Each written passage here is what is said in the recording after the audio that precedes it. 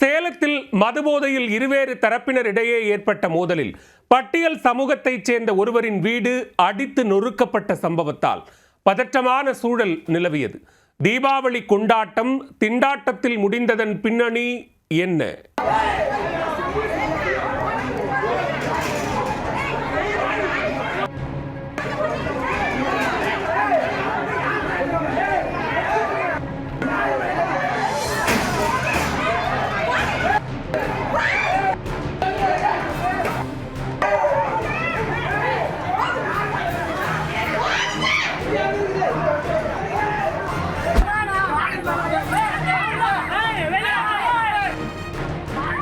தீபாவளி கொண்டாட்டத்தின் போது புத்தாடைகள் உடுத்தி பட்டாசு வெடித்து உற்சாகத்தில் இருக்க வேண்டிய தருணத்தில் இளைஞர்கள் சிலர் மருத்துவமனைக்கு தள்ளாடியபடி வந்த காட்சிதான் இது.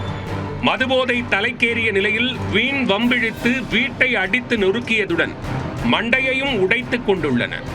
நடந்தது என்ன?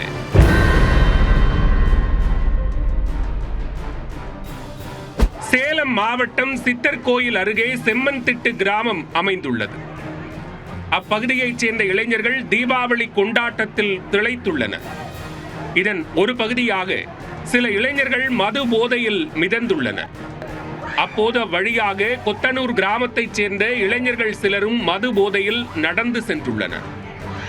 மது போதையில் இரு தரப்பினர் ஒரே இடத்தில் சந்தித்துக் கொண்டதில் அவர்களுக்கிடையே வாக்குவாதம் ஏற்பட்டதாக கூறப்படுகிறது. வாக்குவாதம் முற்றிய நிலையில் இரு தரப்பினரும் ஒருவருக்கொருவர் தாக்கியுள்ளனர்.